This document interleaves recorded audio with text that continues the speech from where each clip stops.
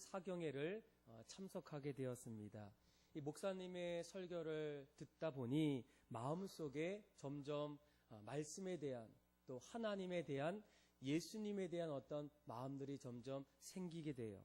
그러면서 앞으로 나도 예수님을 믿고 살아가야겠다는 결심을 하게 됩니다.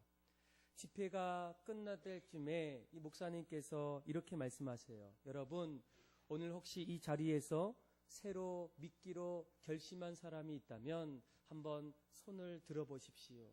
그런데 곳곳에서 손을 하나 둘씩 들게 됩니다. 그리고 나서 목사님은 괜찮으시다면 예배가 마친 후에 저는 여러분들을 위해서 기도해 주기를 원합니다. 기도받기를 원하시면 예배가 마치고 그 자리에 남아주시면 좋겠습니다. 예배가 마친 이후에 손을 들었던 사람들, 또 그 소년까지도 그 자리에 남게 됩니다. 한 사람 한 사람 이제 기도를 해주는데 드디어 그 소년이 기도받을 차례가 되었습니다. 그런데 갑자기 그 소년이 목사님에게 이렇게 얘기합니다. 목사님, 잠깐만 기다려 줄 수 있겠습니까? 그러더니 이 소년은 밖으로 뛰어나갔습니다. 목사님과 장로님은 혹시 이 아이가 처음으로 와서 긴장했는지 화장실에 간 줄 알았는데 잠시 후에 소년은 얼마 후에 이 턱수염이 많이 난 중년 신사 한 분을 데리고 다가옵니다. 그러더니 목사님에게 이렇게 얘기합니다. 목사님, 우리 아버지예요. 목사님 말씀대로 예수님이 나에게 필요하다면 우리 아버지에게도 필요하지 않겠습니까? 목사님은 그 소년과 그 아버지를 보시면서 너무나 마음이 기뻤습니다. 감동됐고, 그리고 그들을 위해서 기도해 주면서 그 이후에 이 부자의 어떤 삶은 하나님께로 온전히 가는 신앙의 삶을 살았다는 겁니다. 여러분, 정말로 하나님께서 가장 기뻐하시는 일이 있다면 무엇이겠습니까? 이 세상을 향한 하나님의 뜻은 도대체 무엇이겠습니까? 내가 예수를 잘 믿고 이 땅에서 잘 되는 어떤 삶을 살기를 원하시겠습니까? 물론 예수님은 우리가 이 땅에서 주님을 잘 믿고 이 복된 삶을 누구보다도 잘 살기를 원하십니다. 그런데 예수님의 진정한 어떤 하나님이 가장 기뻐하시는 것이 있다면 무엇이겠습니까? 사도 바울은 이 부분을 이렇게 고백합니다. 모든 사람이 구원을 받으며 진리에 이르기를 원하신다. 예수님은 주님께로 돌아오는 그런 사람들을 향해서 지금 하늘에서 잔치가 일어나고 있다고 이렇게 말씀하고 있어요. 그래서 하나님은 이 땅에서 가장 기뻐하시는 것이 있다면 모든 사람이 깨어졌던 하나님과의 관계가 회복되고 죄의 문제가 해결되어서 이제는 죄인에서 의인의 삶으로 거룩한 하나님의 자녀로 모두가 살기를 간절히 원하고 있다는 겁니다. 그래서 이를 위해서 하나님은 가장 먼저 이 땅에 자신의 사랑하는 독생자 예수님을 보내주시게 됩니다. 사람 되신 하나님, 예수 그리스도께서 우리의 죄를 담당하기 위해서 그분이 십자가에서 우리를 위해 죽음을 당합니다. 이를 믿는 자는 죽어도 살겠고 살아서 믿는 자는 영생을 얻는 은혜를 우리에게 주시게 됩니다. 이것도 모자라서 예수님은 공생의 기간 동안 사람들을 부르시고 또 그들을 세우셔서 이 땅의 복음 증거자로 보내시게 됩니다. 오늘도 그분의 말씀을 붙잡고 세상에서 이 복음을 증거하는 많은 사람들이 지금도 일어나고 있습니다. 그래서 주님께로 돌아오는 사람들, 또 영원한 생명 속에 참된 의미를 찾아가는 사람들이 점점 늘어나고 있다는 겁니다. 이런 주님의 기쁘신 뜻 속에서 우리가 먼저 말씀을 듣기 전에 이런 질문을 한번 던졌으면 좋겠습니다.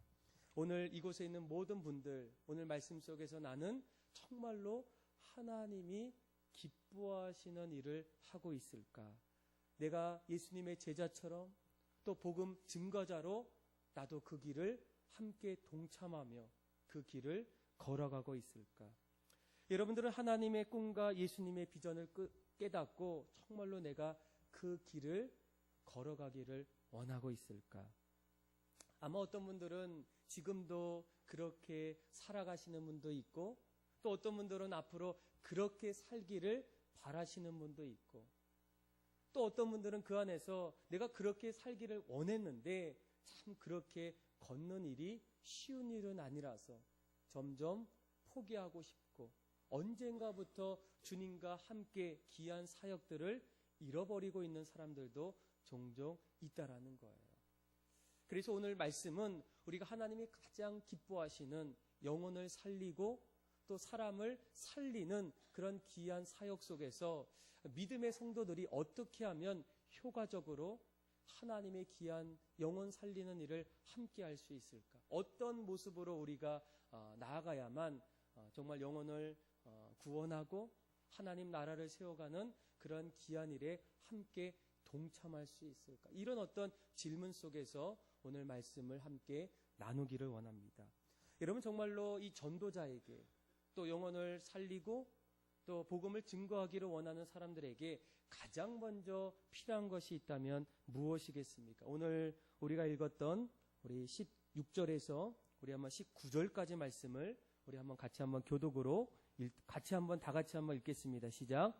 예수께서 그 자라나신 곳 나사렛에 이르사 안식일에 늘 하시던 대로 회당에 들어가사 성경을 읽으려고 서심해 선지자 이사야의 글을 들이거늘 책을 펴서 이렇게 기록한 대로 찾으시니 곧 주의 성령이 내게 임하셨으니 이는 가난한 자에게 복음을 전하게 하시려고 내게 기름을 부으시고 나를 보내사 포로된 자에게 자유를, 눈먼 자에게는 다시 보게 함을 전파하며 눌린 자를 자유롭게 하고 주의 은혜의 해를 전파하게 하려 하심이라 하였더라. 아멘. 여러분, 이 전도자 또 사람을 살리는 그런 귀한 사역에 가장 먼저 우리 마음에 가져야 될 어떤 모습이 있다면 무엇이겠습니까?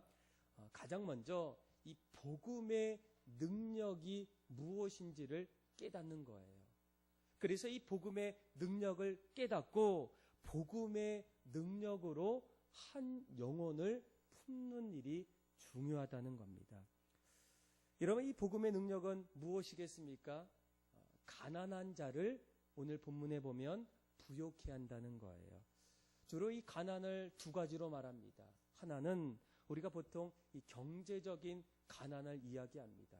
그래서 먹는 거, 입는 거, 사는 것이 넉넉하지 않을 때 우리는 이런 어떤 가난을 말하게 돼요. 그런데 또 한 가지 가난이 있다면 그 가난은 이 영적인 가난입니다. 그러니까 사람에게는 하나님이 채워주셔야지만 채워지는 그런 영적인 공간이 있다는 거예요. 그런데 언젠가부터 우리는 그 공간을 사람들의 어떤 생각으로, 어떤 세상의 어떤 가치관과 어떤 모습으로 점점 채우려는 그런 어떤 사람들이 점점 늘어난다는 거예요. 우리가 성경을 보더라도 이 영적인 어떤 가난함과 또 어떤 세상의 어떤 가난함이 항상 비례하지는 않는다는 거예요. 여러분, 욥이라는 사람은 어떤 사람이겠습니까? 성경은 하나님 앞에서 정직하고 또 신실하고 악에서 떠난 사람이 욥이에요. 그런데 그는 어느 날 가정을 잃고 또 그가 가졌던 재산 모두를 다 잃어버리게 됩니다. 사도 바울도 마찬가지예요. 다메섹 도상에서 하나님을 만나고 이 복음 증거자로 살 때에 그는 경제적으로 넉넉하지 않았어요. 그러다 보니까 사역하면서 자급자족하는, 스스로 자신이 생계를 유지할 수밖에 없는 그런 삶을 살았던 겁니다.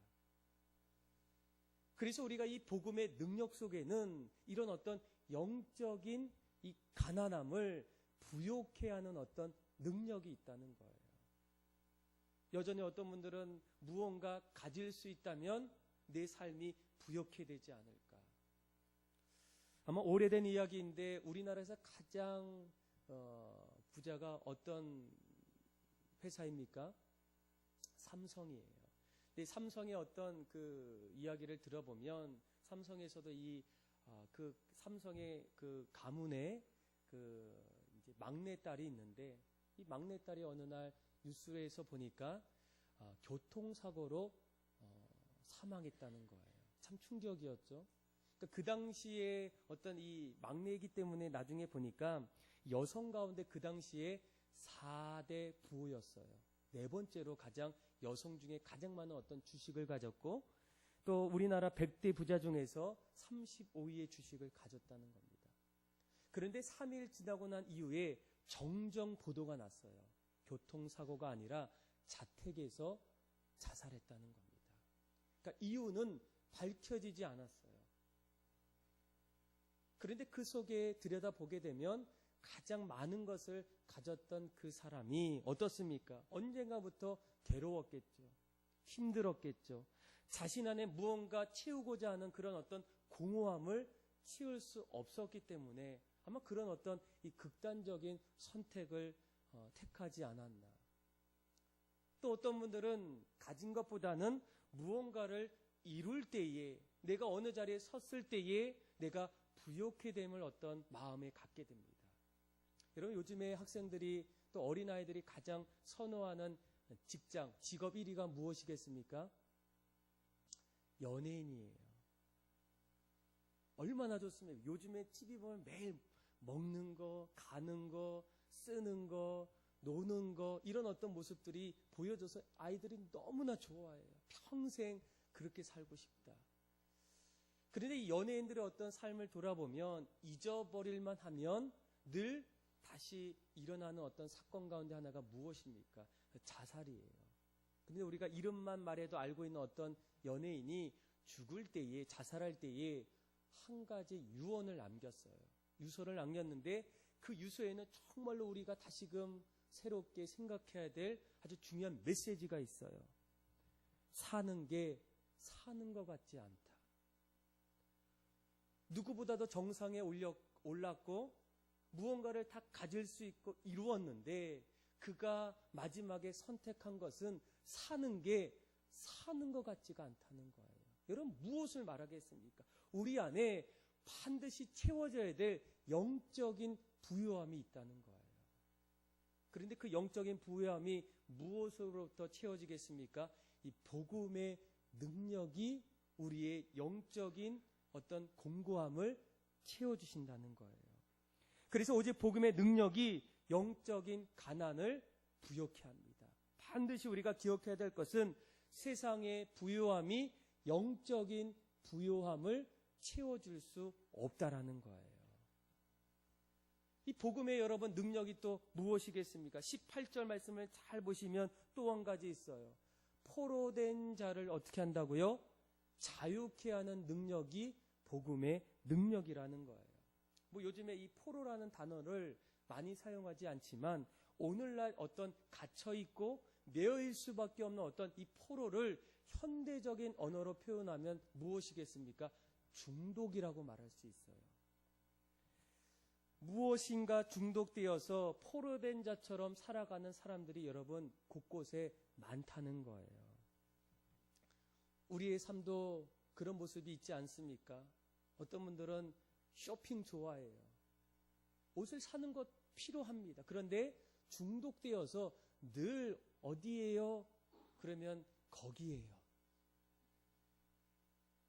또 남자들도 운동을 좋아하지만 운동이 중독되신 분이 있어요. 아침부터 저녁까지. 여러분 학생들은 어떻습니까? 요즘에 인터넷 중독, 스마트폰. 아침에 일어날 때부터 인사해요.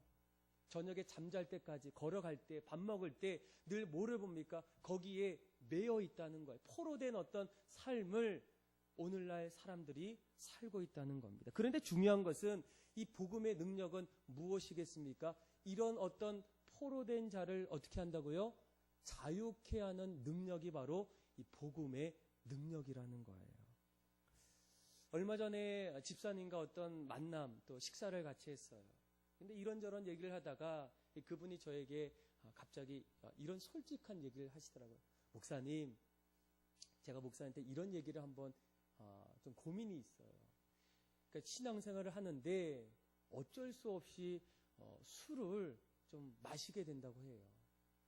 왜요?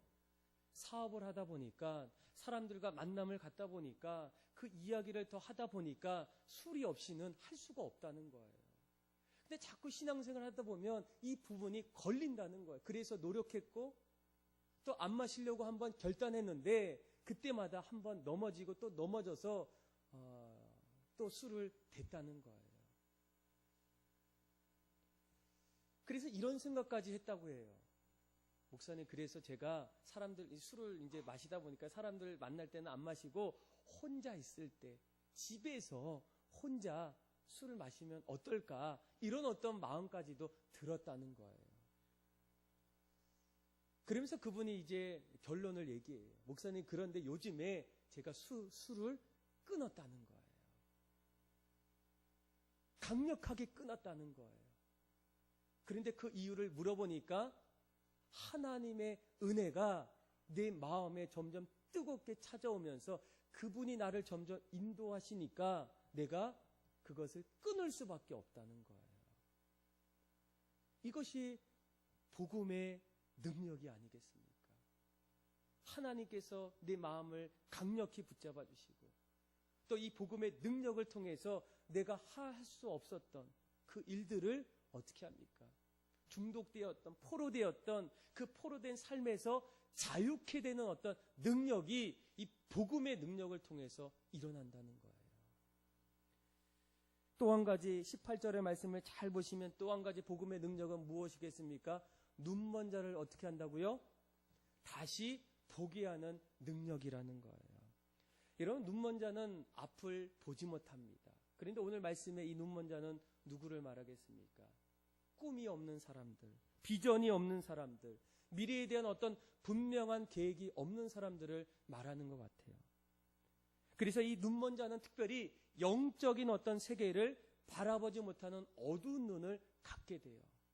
그런데 이 복음의 능력이 일어나게 되면 닫혀 있었던 영적인 눈을 활짝 뜨게 된다는 겁니다. 영원한 천국을 바라보고 이제는 이 땅에서 하늘의 백성으로 영원한 생명을 위해서 날마다 나아가는 그런 삶들이 복음의 능력을 통해서 눈먼 자가 다시 보게 되는 그 놀라운 은혜가 시작된다는 거예요. 요엘 선지자는 뭐라고 얘기합니까? 내가 내 영을 만민에게 부어주리니 너희 자녀들은 장래일을 말할 것이요 너희 늙은이들은 꿈을 꾸며 너희 젊은이는 이상을 볼 것이다. 주의 영이 임할 때, 복음의 능력이 우리 안에 나타날 때 우리는 닫혀있던 눈이 열려지게 되고 보지 못했던 것들을 보게 되는 놀라운 삶의 모습들이 복음의 능력을 통해서 나타난다는 거예요. 그래서 우리가 영혼들을 바라보기 이전에 우리가 먼저 이 복음의 능력을 경험하는 일이 상당히 중요하다는 거예요. 또 한 가지 있어요. 18절을 잘 보시면 눌린 자를 어떻게 한다고요? 자유케 하는 능력이 있다는 겁니다. 이런 일반적으로 만병의 근원을 뭐라고 얘기합니까? 스트레스라고 얘기해요. 사람들은 현대에 사는 삶 속에 가장 큰 어떤 병의 적이 스트레스라고 얘기해요. 그런데 요즘 우리가 이 눌려있다, 그렇죠? 오늘 본문에 우리가 눌려있다라는 어떤 그런 모습이 무엇을 얘기합니까? 어떤 스트레스와 어떤 상처로 살아가는 분들이 있다는 거예요. 아마 여러분들도 마음속에 눌려있던 거, 스트레스 받았던 거, 상처 받았던 거. 그래서 어떻게 합니까? 요즘에는 병원을 많이 찾아가요. 특별히 정신병원을 찾아가는 분들이 많다는 거예요. 예전에는 그렇게 거길 가신 분들은 좀 창피하거나 무슨 특별한 이상이 있어서 쉬쉬하면서 갔는데 요즘에는 그냥 이야기할 때 어디 갔다 왔어? 나 정신치료 받고 왔어. 처음 듣지 않지 않습니까? 그렇죠? 이제는 보편적으로 우리가 그렇게 얘기를 해요. 얼마나 우리 사회가 우리를 누르고 스트레스로 힘들게 하는 어떤 삶이 우리의 삶 속에 지금 일어나고 있다는 거예요. 그래서 병원을 찾는 거, 정신치료를 받는 거 우리에게 상당한 도움이 된다는 겁니다. 그런데 여전히 그것을 받을 때에도 완전한 어떤 해결책은 못 받는 거예요. 일부분은 도움을 받지만 완전한 어떤 해결을 찾을 수가 없다라는 거예요. 그런데 이런 어떤 스트레스와 이런 어떤 정신적인 어떤 눌림을 해결할 수 있는 어떤 해결책이 있다는 거예요. 미국의 정신의학자였던 제랄드 메이는 이런 얘기를 합니다. 정말로 우리 안에 내면의 상처를 해결할 수 있는 한 가지 비결이 있다면 그것은 은혜라는 거예요. 하나님의 은혜. 하나님의 은혜가 우리 안에 임하게 되면 그동안 눌려있고 쌓여있던 모든 것들이 십자가의 은혜를 통해서 다 해결받고 씻김받고 하나님의 보혈의 능력으로 고침받는다는 거예요.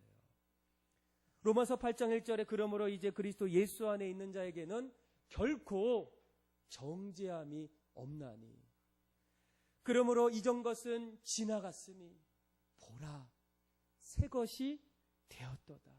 그 예수님의 은혜를 통해서 보라 우리의 삶의 새로운 삶으로 하나님이 우리의 삶을 이끌어 주신다는 겁니다. 그래서 여러분 우리가 자신의 어떤 힘으로 벗어나려고 눌렸던 모든 것들을 벗어나려고 해도 사실은 일부분 어떤 그 단계 외에는 더 이상 벗어날 수가 없어요. 그런데 하나님의 은혜, 복음의 능력이 오늘 본문에 뭐라고 얘기하면 눌린 자를 어떻게 한다고요? 자유케 하는 그런 하나님의 은혜가 주님의 은혜를 통해서 시작된다는 거예요. 그래서 이 복음의 능력은 강력합니다. 우리가 정말로 복음의 능력을 경험하고 있다면 어떤 일이 일어나겠습니까? 우리의 영적인 가난함이 점점 영적 부유함으로 변할 거예요. 우리 마음속에 그동안 포로되었던 어떤 중독되었던 어떤 삶이 점점 복음의 능력으로 자유케 되는 어떤 은혜가 시작된다는 거예요. 내가 어떻게 살까? 어떤 길을 갈까? 앞을 볼 수 없는 그 자리에 복음의 능력을 통해서 영안이 열리고 앞이 보이고 내 갈 길이 보여지는 그 복음의 능력이 일어난다는 거예요. 늘 사회의 스트레스와 억압과 어떤 경쟁과 어려움 속에서도 주님이 주시는 참된 평화를 통해서 위로받고 격려받고 다시 일어나는 그런 은혜가 복음의 능력을 통해서 나타난다는 거예요. 여러분 우리가 정말 이 복음의 능력을 경험하고 체험했다면 여러분 아직도 이 복음의 능력을 필요로 하는 사람들이 얼마나 많이 있겠습니까? 여전히 영적인 갈급함, 영적인 굶주림 속에서 눌린 사람 속에서 앞을 캄캄한 모습 속에 갈 길을 모르는 사람들이 얼마나 많이 있겠습니까? 그런데 이 복음의 능력을 경험했던 사람들이라면 그들에게도 그 복음의 능력을 알려줘야 되지 않겠습니까? 그들도 그 복음의 능력 속에서 새로운 인생을 사는 것이 하나님이 가장 기뻐하시는 일이 아니겠습니까? 우리 주변에는 이 복음의 능력을 경험하기를 원하는 사람들이 너무나 많이 있다는 거예요. 그러나 여전히 귀를 닫고 마음을 닫아서 주님 앞에 돌아오는 그런 사람들이 점점 적어지고 있다는 거예요. 그래서 여러분 우리가 그들에게 복음을 증거할 때에 가장 중요한 것은 무엇이겠습니까? 내가 먼저 복음의 능력을 깨달아서 복음의 능력으로 그 잃어버린 영혼들에 대한 마음을 품는 것이 여러분 가장 첫 번째로 일어나야 될 모습이라는 거예요. 여러분 기도하셔야 돼요. 하나님, 내가 누구를 전도하고 영혼을 구원하기 이전에 내가 먼저 복음의 능력을 경험하고 복음의 능력대로 살 수 있는 은혜를 부어주십시오. 그렇게 살 때에 그렇게 얘기하지 않아도 우리가 스스로 말하게 되고 증거하게 되고 함께 하기를 간절히 원한다는 거예요. 하나님이 주시는 복음의 능력이 여러분들의 삶의 일터에서 일상에서 나타나는 은혜가 있기를 주님의 이름으로 축복합니다. 두 번째로 우리가 영혼들을 바라보고 또 영혼을 구원하는 그 귀한 일에 동참하기 위해서 또 한 가지 가져야 될 모습이 있다면 바로 그 모습은 지혜로 한 영혼에게 다가가는 겁니다. 여러분 마태복음 10장을 읽어보면 예수님께서 하루는 제자들을 다 이제 부르셨어요. 그리고 그들에게 훈련을 다 시키시고 이제 그들을 세상으로 둘씩 보내게 됩니다. 그리고 그들을 보낼 때 이렇게 얘기해요. 보라, 너희를 보냄이 양을 이리 가운데에 보냄 같으니 그러므로 너희는 뱀같이 어떻게 하라고요? 지혜롭고 비둘기같이 순결하라. 그러니까 우리가 사람들을 만날 때에, 세상을 향해서 나아갈 때에, 또 사람들에게 복음을 증거할 때에 우리가 뱀같이 어떻게 하라고요? 지혜를 가지고 다가가라는 거예요. 여러분, 우리가 이 말씀을 들을 때마다 한 가지 궁금한 것이 왜 그 지혜를 설명할 때 뱀의 지혜를 말했을까? 지혜하면 솔로몬이 생각이 난다면 예수님도 솔로몬의 지혜를 가지십시오 이렇게 말할 수 있었는데 왜 그렇게 할까? 이 뱀은 보통 좋아하는 분들이 없더라고요. 땅꾼이나 아니면 뱀탕 혹시 좋아하시는 분들은 그래도 좋아하실 것 같아요. 그런데 그런 분 외에는 좀 무섭고 좀 징그러워서 싫어합니다. 그리고 성경을 보면 이 뱀은 늘 어떤 사단의 어떤 상징으로 나와요. 강교하다. 그렇죠? 아담과 하와를 유혹하는 어떤 사단의 어떤 모습으로 뱀이 나오지 않습니까? 그런데 꼭 뱀이 꼭 그런 쪽에만 사용되는 것은 아니에요. 또 구약에 보면 이스라엘 백성들이 잘못해서 점점 죽어가는 가운데에 하나님께서 저곳에 달려있는 불뱀, 그 뱀을 통해서 다시 살리시게 돼요. 그러니까 예수님을 어떤 상징하는 어떤 모습도 있게 된다는 거예요. 이 뱀이라는 것은 참 이 동물학자들도 참 지혜롭대요. 영리하대요. 그래서 이 뱀은 은폐술이나 어떤 상황 파악이나 위험에 그 어떤 동물보다도 대처하는 능력이 탁월합니다. 그래서 딱 봤을 때 내가 잡아 먹어야 될지 내가 도망가야 될지를 한 번에 이렇게 알 수 있는 어떤 그 동물 가운데 하나가 뱀이라는 거예요. 그래서 놀랍게도 탈무드에도 이 뱀의 어떤 지혜를 이렇게 설명하더라고요. 사람이 똑똑한가, 뱀이 똑똑한가. 다음 페이지를 다시 묻는다. 지진이 일어났다. 사람은 죽고 뱀은 살았다. 다시 묻노니 사람이 똑똑한가, 뱀이 똑똑한가. 그럼 무엇을 얘기합니까? 어떤 뱀의 어떤 지혜를 얘기하는 거예요. 그래서 우리가 예수님도 사람들을 만나고 전도할 때에 어떤 어려운 자리에서도 늘 피하진 않았어요. 늘 세상 사람들 가운데의 지혜를 가지고 설명하게 돼요. 하루는 바리새인들이 예수님의 어떤 공경에 빠뜨리기 위해서 무엇을 얘기합니까? 누구에게 도대체 하나님이 이 땅의 주인이시라면 우리가 로마의 어떤 지배 속에서 도대체 이 세금을 누구에게 바쳐야 됩니까? 늘 우리는 당연히 하나님께 바쳐야 되지 않습니까? 이런 어떤 얘기를 할 수 있는데 예수님은 그렇게 얘기 안 하셨어요. 가이사의 것은 가이사에게, 하나님의 것은 하나님에게. 가늠한 여인이 어떤 사람들로부터 위협을 받을 때에 어떻게 하십니까? 죄 없는 사람의 돌로 치라는 거예요.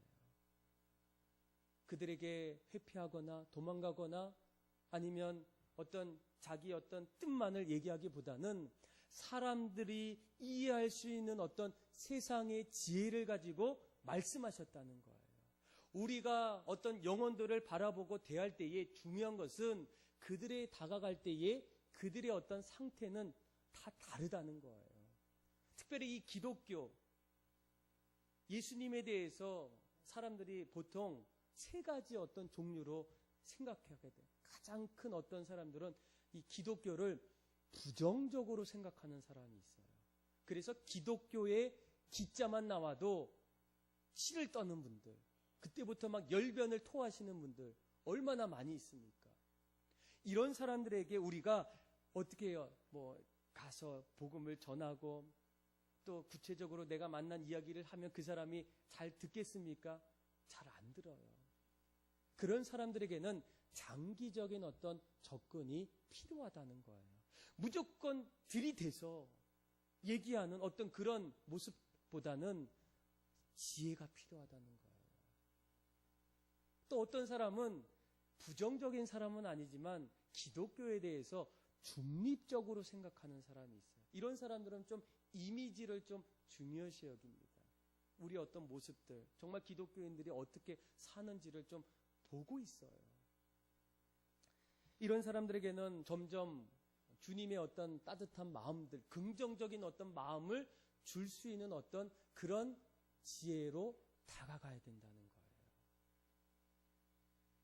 부정적인 사람도 있고 중립적인 사람도 있고 또 교회는 신앙생활은 안 하지만 그 기독교에 대해서 긍정적으로 또 생각하는 분이 있어요. 그러니까 한 번 정도 교회를 나오신 분이나 또 내가 친한 친구가, 나는 교회 안 다니지만 친한 친구가 신앙생활을 갖고 있는 사람이 있어요. 또 내 주변에 믿는 사람들이 있는 거예요. 내가 그 사람들을 통해서 도움을 받은 사람도 있을 거예요. 이런 사람들은 어때요? 긍정적인 어떤 생각을 갖고 이런 사람들에게는 무엇이 필요합니까? 초청하는 게 필요해요. 이렇게 잘 전도하는 게 필요해요. 이끌어가는 게 필요해요. 그래서 여러분, 우리가 어떤 그 영혼들을 바라볼 때에 오늘 예수님께서 뭐라고 해요? 뱀처럼 지혜롭고, 그렇다고 세상의 어떤 사람들과 똑같이 하는 것이 아니라 비둘기같이 순결하면서 내가 마치 너희를 이리로 보낸 것 같다, 이런 이야기를 하시는 겁니다. 그래서 우리가 정말로 우리가 영혼을 살리는 일에 있어서 또 한 가지 반드시 마음속에 지혜로 그 사람에게 다가가는 일, 반드시 우리에게 필요하다는 거예요. 여러분, 첫 번째 무엇이 있어야 됩니까? 우리가 누구를 주님 앞에 초청하고 이끌어갈 때 첫째는 먼저 복음의 능력을 깨닫고 그 복음의 능력으로 그 사람을 품는 것이 중요해요. 내가 복음의 능력이 없고 복음의 경험이 없는데 내가 어떻게 그 사람에게 확신 있는 신앙으로 말할 수 있겠습니까? 또 한 가지, 그 사람에게 다가갈 때 지혜를 가지고 다가가셔야 돼요. 너 예수 안 믿으면 너 벌 받아. 여러분, 그 얘기 듣고 누가 알겠습니다, 가겠습니다 말하는 사람 있을까요? 너 어떻게 되는지 내가 한번 볼게. 안 나가요. 그래서 여러분, 우리에게 뱀처럼 지혜로운 어떤 마음을 가져야 된다는 거예요. 그리고 또 마지막, 오늘 세 번째, 또 한 가지 우리가 가져야 될 어떤 모습이 있어요. 기도로 그 사람을 기다려야 된다는 거예요. 여러분, 이 전도하는 일이 어렵죠? 다들 어렵다고 얘기해요. 그런데 이 전도가 왜 어렵냐면 이 전도는 강력한 영적인 싸움이기 때문이에요.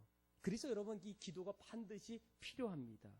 그러니까 기도는 영적인 싸움에서 보이지 않는 어떤 묶여있는 어떤 우리의 결박을 풀 수 있는 열쇠이고, 또 그 억압받았던 그 영적인 그 자리를 해방시킬 수 있는 어떤 통로가 바로 기도라는 거예요. 그래서 여러분, 이 기도는 강력한 어떤 힘이 있습니다.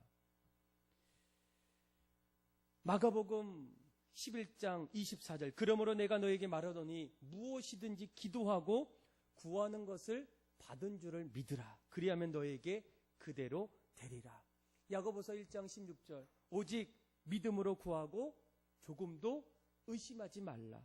마태복음 7장 7절부터 구하라 그리하면 너에게 주실 것이요, 찾으라 그리하면 찾을 것이요, 문을 두드리라 그리하면 열릴 것이니 구하는 이마다 받을 것이요, 찾는 이마다 찾아낼 것이요, 두드리는 이에게는 열릴 것이라.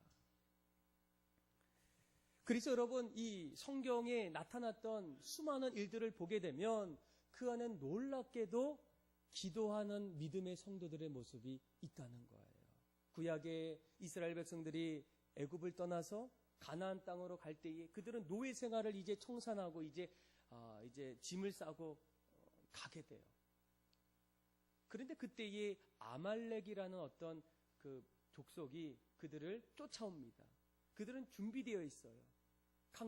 칼과 창과 모든 것들이 다 준비되어 있기 때문에 공격하지 않습니까? 그런데 그때 이스라엘 백성들은 어때요? 이제 막 노예에서 풀려나서 뭐 군사훈련도 없고 가진 것도 없고 싸울 어떤 용기와 어떤 의식도 없어요. 그런데 그들이 아말렉과의 전쟁에서 이기게 되는데 그 이유를 찾아보니 무엇이 있습니까? 너희가 전쟁할 때에 모세와 아론과 훌은 산에 올라가서 하나님 앞에 기도했는데 그들의 손이 올라갈 때 그들이 이기고 그들의 손이 내려갈 때 그들이 점점 밀렸다는 거예요. 여러분, 손을 들면 이깁니까? 아니라는 거예요. 손을 들었다는 것은 무엇을 하고 있다고요? 기도하고 있다는 거예요. 그 정도로 여러분, 이 기도가 강력한 어떤 힘이 있다는 거예요. 이스라엘 백성들이 범죄로 인해서 하나님이 그들에게 비를 내리지 않으셔요. 3년 6개월 동안 비가 내리지 않습니다.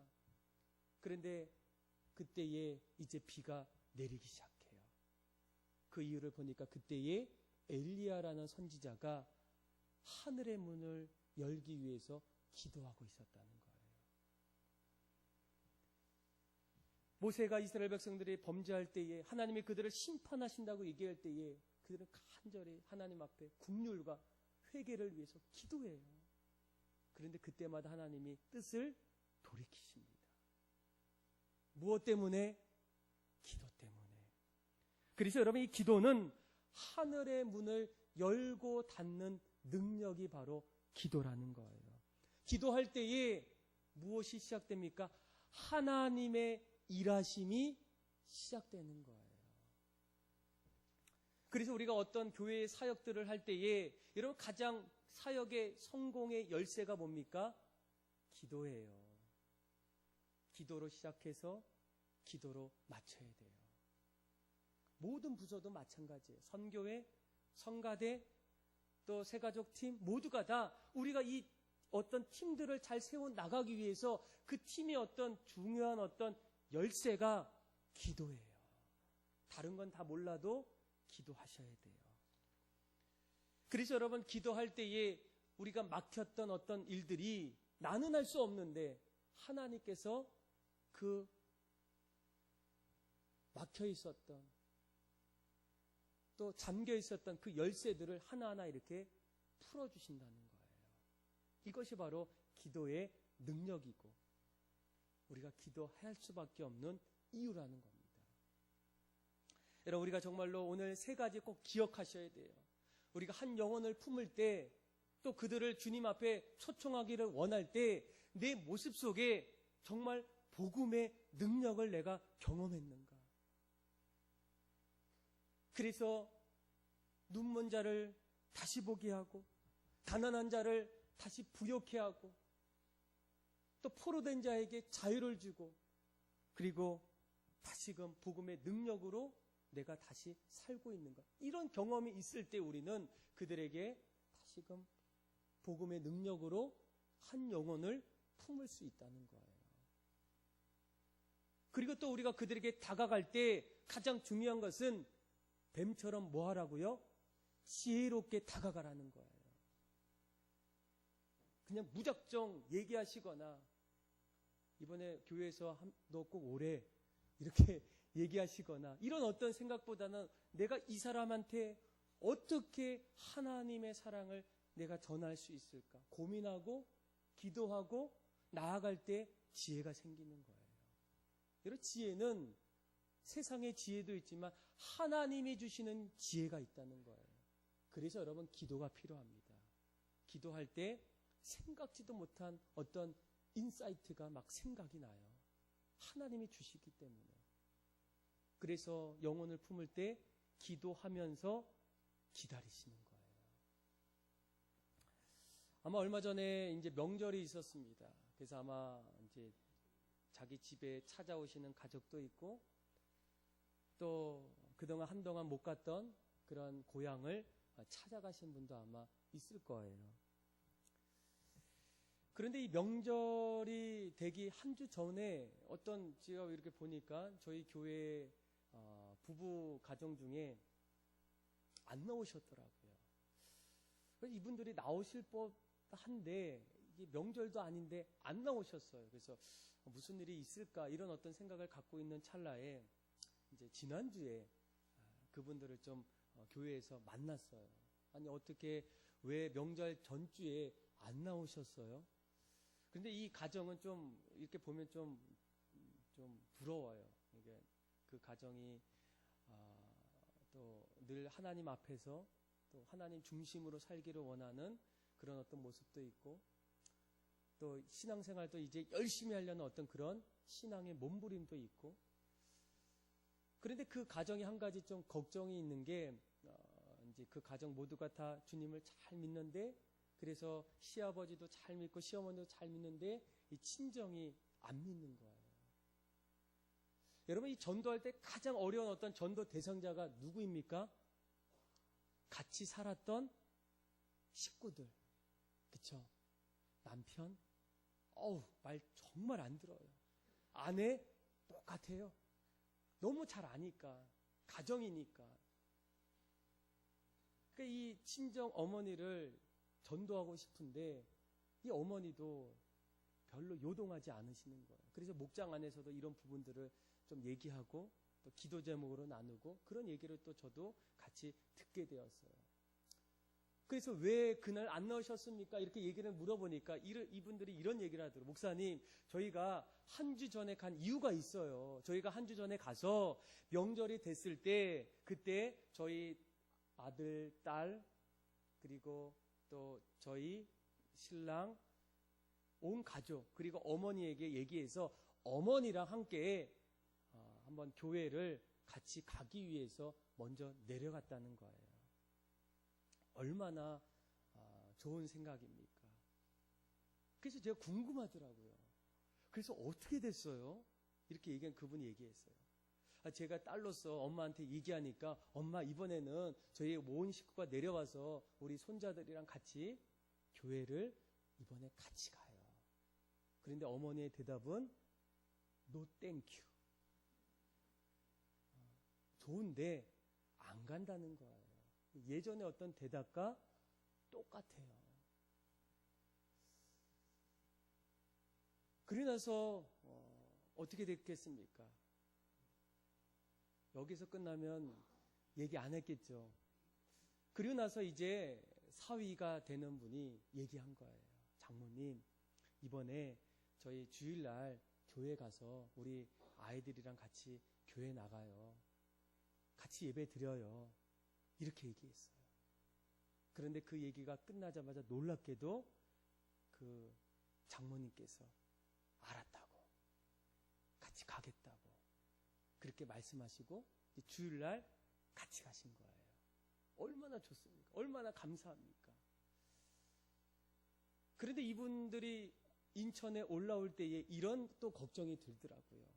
원래 이 장모님들은 사위의 어떤 눈치를 보기 때문에 어쩔 수 없이 그때 예스한 거라고. 다음 주면 어쩌면 엄마가 이제 안 나갈 수도 있다고. 이런 어떤 걱정이 드는 거예요. 부탁했으니까. 애원했으니까. 그런데 그날 만났을 때에 막 신나는 모습으로 저한테 얘기하시더라고요. 목사님, 카톡이 왔어요. 카카오톡. 이 카톡이 왔는데 이 카톡에 장모님이 오늘도 혼자 교회에 나가셨다는 거예요. 저는 그 얘기를 들으면서 하나님이 하셨구나. 하나님의 은혜이구나. 그런데 그 은혜 속에서 하나님이 반드시 그 일을 하기 위해서 먼저 구원받는 사람을 세우셨다는 거예요. 그래서 먼저 구원받았던 사랑하는 딸을, 또 사위, 또 손주들, 그러니까 이런 사람들이 정말 이게 한두 번의 이야기가 아니에요. 늘 마음속에 그런 마음으로 갈 때마다 늘 전하고 얘기하고 말할 때에 어느 순간에 하나님이 일하기 시작할 때 그때 그의 마음이 점점 열리게 된다는 거예요. 사랑하는 믿음의 성도 여러분, 정말로 이 땅에 하나님께서 우리를 향해서 원하시는 일이 무엇이겠습니까? 왜 우리를 하나님이 먼저 구원해 주시고 택하셨습니까? 내가 죽어야 되는데, 내가 도저히 살 수 없는데 왜 하나님은 자기의 사랑하는 예수님을 이 땅에 죽기까지 나를 위해 보내주셨습니까? 하나님은 나뿐만 아니라 모두가 다 구원받기를 간절히 원하신다는 거예요. 그리고 이를 위해서 이제는 우리를 지금 부르고 있어요. 난 너희를 통해서 이 일을 하고 싶다는 거예요. 예수님께서 우리를 위해서 죽으셨던, 그래서 구원의 길을 예비하신 그 일에 우리를 함께 그 자리에 부르고 계신다는 거예요.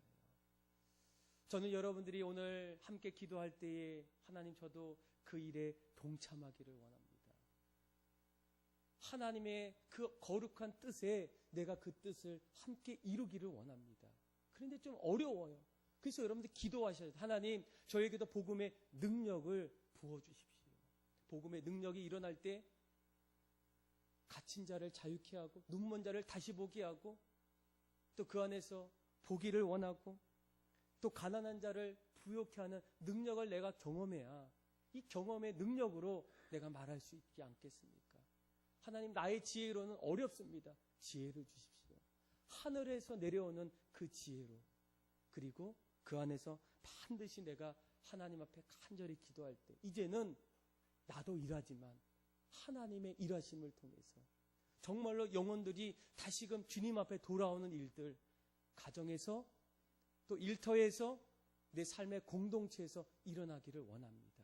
주님, 우리에게 그 마음을 주시고 그렇게 살기를 원하고 그 삶 속에서 우리 모두가 하나님의 기쁨이 될 수 있도록 그렇게 마음을 모아주시고 또 그렇게 나아가길 원하고 그렇게 기도함을 통해서 여러분들의 삶이 사람을 살리는 그런 놀라운 일들이 여러분들의 인생 속에 나타나기를 주님의 이름으로 축복합니다. 우리 190 부흥사경회를 참석하게 되었습니다. 이 목사님의 설교를 듣다 보니 마음속에 점점 말씀에 대한 또 하나님에 대한 예수님에 대한 어떤 마음들이 점점 생기게 돼요. 그러면서 앞으로 나도 예수님을 믿고 살아가야겠다는 결심을 하게 됩니다. 집회가 끝날 때쯤에 이 목사님께서 이렇게 말씀하세요. 여러분, 오늘 혹시 이 자리에서 새로 믿기로 결심한 사람이 있다면 한번 손을 들어보십시오. 그런데 곳곳에서 손을 하나 둘씩 들게 됩니다. 그리고 나서 목사님은 괜찮으시다면 예배가 마친 후에 저는 여러분들을 위해서 기도해 주기를 원합니다. 기도받기를 원하시면 예배가 마치고 그 자리에 남아주시면 좋겠습니다. 예배가 마친 이후에 손을 들었던 사람들 또 그 소년까지도 그 자리에 남게 됩니다. 한 사람 한 사람 이제 기도를 해주는데 드디어 그 소년이 기도받을 차례가 되었습니다. 그런데 갑자기 그 소년이 목사님에게 이렇게 얘기합니다. 목사님, 잠깐만 기다려 줄 수 있겠습니까? 그러더니 이 소년은 밖으로 뛰어나갔습니다. 목사님과 장로님은 혹시 이 아이가 처음으로 와서 긴장했는지 화장실에 간 줄 알았는데 잠시 후에 소년은 얼마 후에 이 턱수염이 많이 난 중년 신사 한 분을 데리고 다가옵니다. 그러더니 목사님에게 이렇게 얘기합니다. 목사님, 우리 아버지예요. 목사님 말씀대로 예수님이 나에게 필요하다면 우리 아버지에게도 필요하지 않겠습니까? 목사님은 그 소년과 그 아버지를 보시면서 너무나 마음이 기뻤습니다. 감동됐고 그리고 그들을 위해서 기도해 주면서 그 이후에 이 부자의 어떤 삶은 하나님께로 온전히 가는 신앙의 삶을 살았다는 겁니다. 여러분, 정말로 하나님께서 가장 기뻐하시는 일이 있다면 무엇이겠습니까? 이 세상을 향한 하나님의 뜻은 도대체 무엇이겠습니까? 내가 예수를 잘 믿고 이 땅에서 잘 되는 어떤 삶을 살기를 원하시겠습니까? 물론 예수님은 우리가 이 땅에서 주님을 잘 믿고 이 복된 삶을 누구보다도 잘 살기를 원하십니다. 그런데 예수님의 진정한 어떤 하나님이 가장 기뻐하시는 것이 있다면 무엇이겠습니까? 사도 바울은 이 부분을 이렇게 고백합니다. 모든 사람이 구원을 받으며 진리에 이르기를 원하신다. 예수님은 주님께로 돌아오는 그런 사람들을 향해서 지금 하늘에서 잔치가 일어나고 있다고 이렇게 말씀하고 있어요. 그래서 하나님은 이 땅에서 가장 기뻐하시는 것이 있다면 모든 사람이 깨어졌던 하나님과의 관계가 회복되고 죄의 문제가 해결되어서 이제는 죄인에서 의인의 삶으로 거룩한 하나님의 자녀로 모두가 살기를 간절히 원하고 있다는 겁니다. 그래서 이를 위해서 하나님은 가장 먼저 이 땅에 자신의 사랑하는 독생자 예수님을 보내주시게 됩니다. 사람 되신 하나님 예수 그리스도께서 우리의 죄를 담당하기 위해서 그분이 십자가에서 우리를 위해 죽음을 당합니다. 이를 믿는 자는 죽어도 살겠고 살아서 믿는 자는 영생을 얻는 은혜를 우리에게 주시게 됩니다. 이것도 모자라서 예수님은 공생의 기간 동안 사람들을 부르시고 또 그들을 세우셔서 이 땅의 복음 증거자로 보내시게 됩니다. 오늘도 그분의 말씀을 붙잡고 세상에서 이 복음을 증거하는 많은 사람들이 지금도 일어나고 있습니다. 그래서 주님께로 돌아오는 사람들, 또 영원한 생명 속에 참된 의미를 찾아가는 사람들이 점점 늘어나고 있다는 겁니다. 이런 주님의 기쁘신 뜻 속에서 우리가 먼저 말씀을 듣기 전에 이런 질문을 한번 던졌으면 좋겠습니다.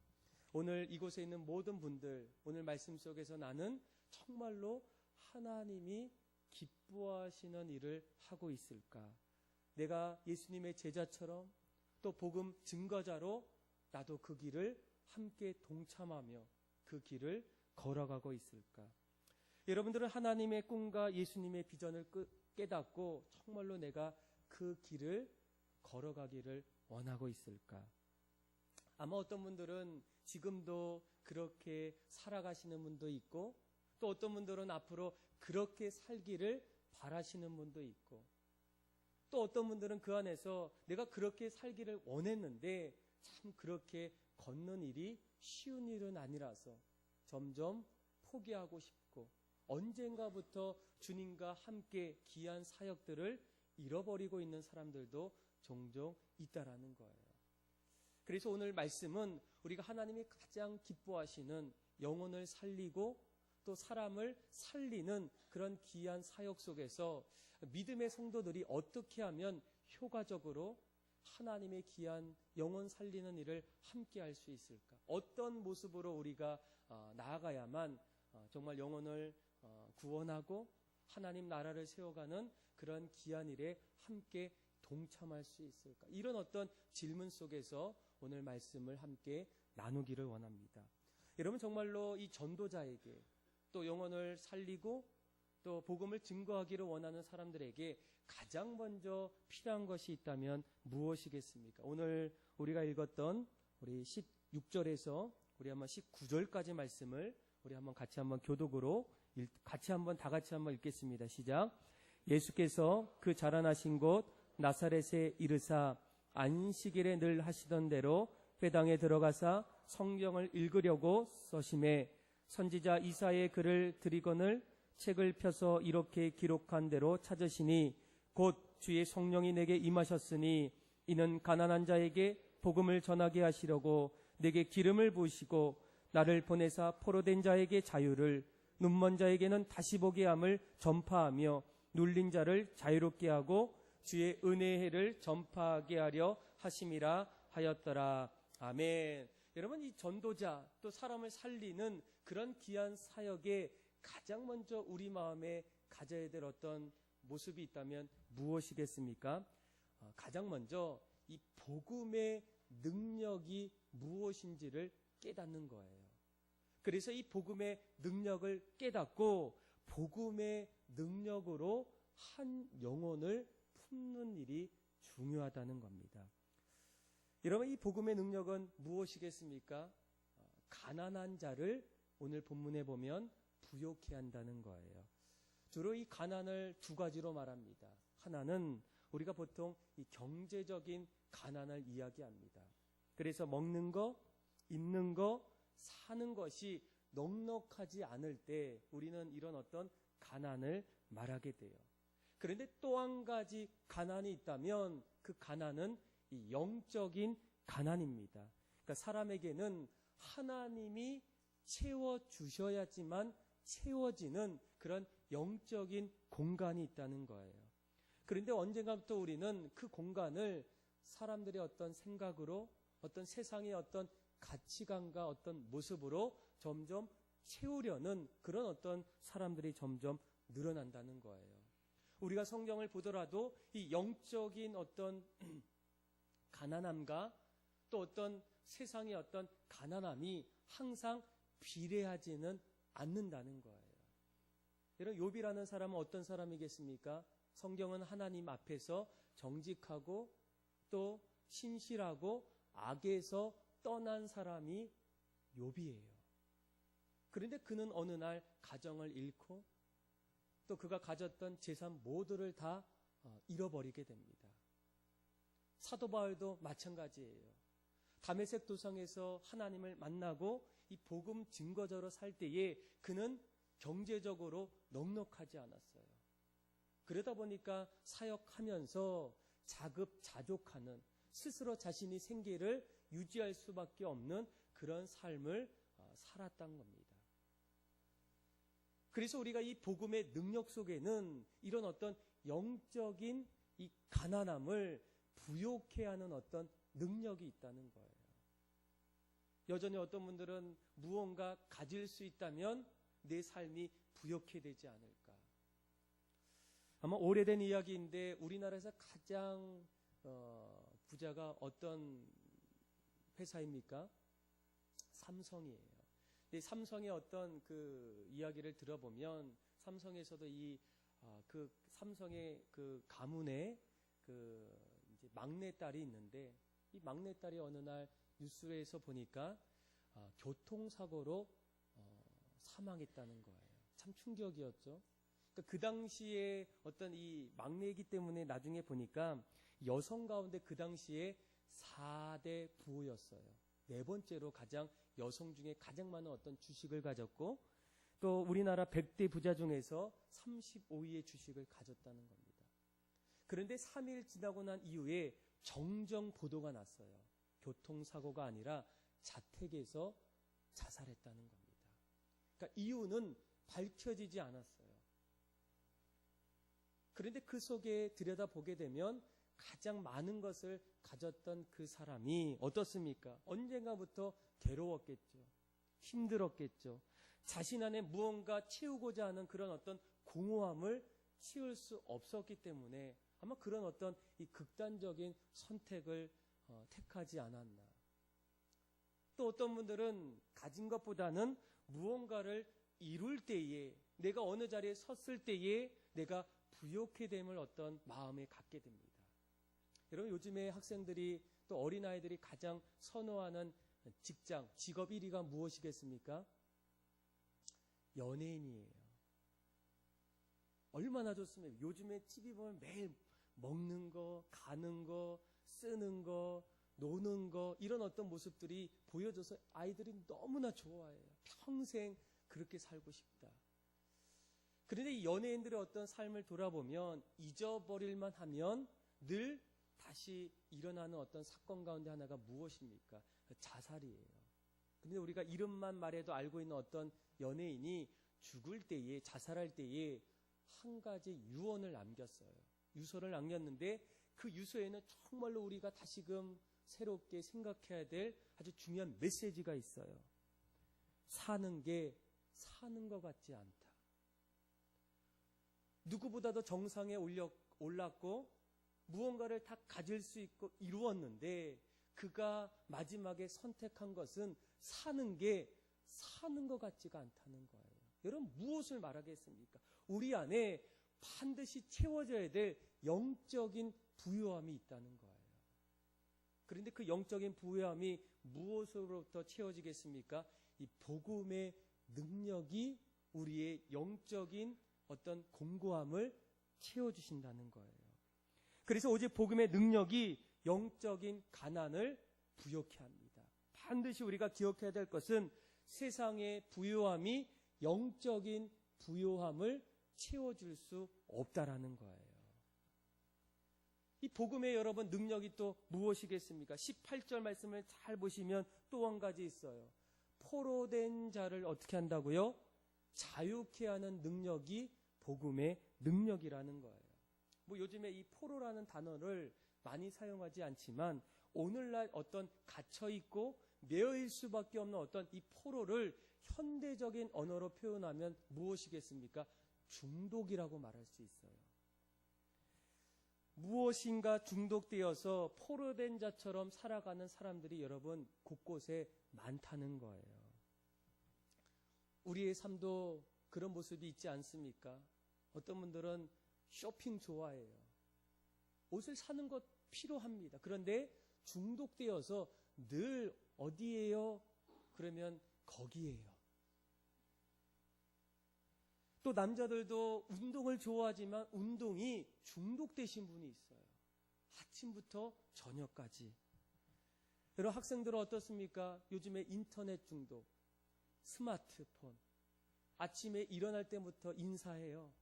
저녁에 잠잘 때까지, 걸어갈 때, 밥 먹을 때 늘 뭐를 봅니까? 거기에 매여 있다는 거예요. 포로된 어떤 삶을 오늘날 사람들이 살고 있다는 겁니다. 그런데 중요한 것은 이 복음의 능력은 무엇이겠습니까? 이런 어떤 포로된 자를 어떻게 한다고요? 자유케 하는 능력이 바로 이 복음의 능력이라는 거예요. 얼마 전에 집사님과 어떤 만남 또 식사를 같이 했어요. 근데 이런저런 얘기를 하다가 그분이 저에게 갑자기 이런 솔직한 얘기를 하시더라고요. 목사님, 제가 목사한테 이런 얘기를 한번 좀 고민이 있어요. 그러니까 신앙생활을 하는데 어쩔 수 없이 술을 좀 마시게 된다고 해요. 왜요? 사업을 하다 보니까 사람들과 만남을 갖다 보니까 그 이야기를 더 하다 보니까 술이 없이는 할 수가 없다는 거예요. 근데 자꾸 신앙생활을 하다 보면 이 부분이 걸린다는 거예요. 그래서 노력했고 또 안 마시려고 한번 결단했는데 그때마다 한번 넘어지고 또 넘어져서 또 술을 댔다는 거예요. 그래서 이런 생각까지 했다고 해요. 목사님, 그래서 제가 사람들 술을 이제 마시다 보니까 사람들 만날 때는 안 마시고 혼자 있을 때 집에서 혼자 술을 마시면 어떨까? 이런 어떤 마음까지도 들었다는 거예요. 그러면서 그분이 이제 결론을 얘기해요. 목사님, 그런데 요즘에 제가 술을 끊었다는 거예요. 강력하게 끊었다는 거예요. 그런데 그 이유를 물어보니까 하나님의 은혜가 내 마음에 점점 뜨겁게 찾아오면서 그분이 나를 점점 인도하시니까 내가 그것을 끊을 수밖에 없다는 거예요. 이것이 복음의 능력이 아니겠습니까? 하나님께서 내 마음을 강력히 붙잡아 주시고 또 이 복음의 능력을 통해서 내가 할 수 없었던 그 일들을 어떻게 합니까? 중독되었던, 포로되었던 그 포로된 삶에서 자유케 되는 어떤 능력이 이 복음의 능력을 통해서 일어난다는 거예요. 또 한 가지 18절의 말씀을 잘 보시면 또 한 가지 복음의 능력은 무엇이겠습니까? 눈먼 자를 어떻게 한다고요? 다시 보게 하는 능력이라는 거예요. 여러분, 눈먼 자는 앞을 보지 못합니다. 그런데 오늘 말씀에 이 눈먼 자는 누구를 말하겠습니까? 꿈이 없는 사람들, 비전이 없는 사람들, 미래에 대한 어떤 분명한 계획이 없는 사람들을 말하는 것 같아요. 그래서 이 눈먼 자는 특별히 영적인 어떤 세계를 바라보지 못하는 어두운 눈을 갖게 돼요. 그런데 이 복음의 능력이 일어나게 되면 닫혀 있었던 영적인 눈을 활짝 뜨게 된다는 겁니다. 영원한 천국을 바라보고 이제는 이 땅에서 하늘의 백성으로 영원한 생명을 위해서 날마다 나아가는 그런 삶들이 복음의 능력을 통해서 눈먼 자가 다시 보게 되는 그 놀라운 은혜가 시작된다는 거예요. 요엘 선지자는 뭐라고 얘기합니까? 내가 내 영을 만민에게 부어주리니 너희 자녀들은 장래일을 말할 것이요 너희 늙은이들은 꿈을 꾸며 너희 젊은이는 이상을 볼 것이다. 주의 영이 임할 때, 복음의 능력이 우리 안에 나타날 때 우리는 닫혀있던 눈이 열려지게 되고 보지 못했던 것들을 보게 되는 놀라운 삶의 모습들이 복음의 능력을 통해서 나타난다는 거예요. 그래서 우리가 영혼들을 바라보기 이전에 우리가 먼저 이 복음의 능력을 경험하는 일이 상당히 중요하다는 거예요. 또 한 가지 있어요. 18절을 잘 보시면 눌린 자를 어떻게 한다고요? 자유케 하는 능력이 있다는 겁니다. 이런 일반적으로 만병의 근원을 뭐라고 얘기합니까? 스트레스라고 얘기해요. 사람들은 현대에 사는 삶 속에 가장 큰 어떤 병의 적이 스트레스라고 얘기해요. 그런데 요즘 우리가 이 눌려있다, 그쵸? 오늘 본문에 우리가 눌려있다라는 어떤 그런 모습이 무엇을 얘기합니까? 어떤 스트레스와 어떤 상처로 살아가는 분들이 있다는 거예요. 아마 여러분들도 마음속에 눌려있던 거, 스트레스 받았던 거, 상처 받았던 거. 그래서 어떻게 합니까? 요즘에는 병원을 많이 찾아가요. 특별히 정신병원을 찾아가는 분들이 많다는 거예요. 예전에는 그렇게 거길 가신 분들은 좀 창피하거나 무슨 특별한 이상이 있어서 쉬쉬하면서 갔는데 요즘에는 그냥 이야기할 때 어디 갔다 왔어? 나 정신치료 받고 왔어. 처음 듣지 않지 않습니까? 그렇죠? 이제는 보편적으로 우리가 그렇게 얘기를 해요. 얼마나 우리 사회가 우리를 누르고 스트레스로 힘들게 하는 어떤 삶이 우리의 삶 속에 지금 일어나고 있다는 거예요. 그래서 병원을 찾는 거, 정신치료를 받는 거 우리에게 상당한 도움이 된다는 겁니다. 그런데 여전히 그것을 받을 때에도 완전한 어떤 해결책은 못 받는 거예요. 일부분은 도움을 받지만 완전한 어떤 해결을 찾을 수가 없다라는 거예요. 그런데 이런 어떤 스트레스와 이런 어떤 정신적인 어떤 눌림을 해결할 수 있는 어떤 해결책이 있다는 거예요. 미국의 정신의학자였던 제랄드 메이는 이런 얘기를 합니다. 정말로 우리 안에 내면의 상처를 해결할 수 있는 한 가지 비결이 있다면 그것은 은혜라는 거예요. 하나님의 은혜. 하나님의 은혜가 우리 안에 임하게 되면 그동안 눌려있고 쌓여있던 모든 것들이 십자가의 은혜를 통해서 다 해결받고 씻김받고 하나님의 보혈의 능력으로 고침받는다는 거예요. 로마서 8장 1절에 그러므로 이제 그리스도 예수 안에 있는 자에게는 결코 정죄함이 없나니 그러므로 이전 것은 지나갔으니 보라 새 것이 되었도다.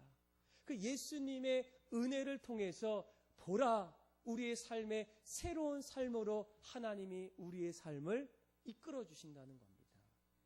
그래서 여러분 우리가 자신의 어떤 힘으로 벗어나려고 눌렸던 모든 것들을 벗어나려고 해도 사실은 일부분 어떤 그 단계 외에는 더 이상 벗어날 수가 없어요. 그런데 하나님의 은혜, 복음의 능력이 오늘 본문에 뭐라고 얘기하면 눌린 자를 어떻게 한다고요?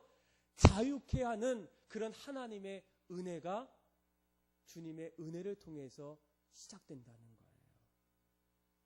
그래서 이 복음의 능력은 강력합니다. 우리가 정말로 복음의 능력을 경험하고 있다면 어떤 일이 일어나겠습니까? 우리의 영적인 가난함이 점점 영적 부유함으로 변할 거예요.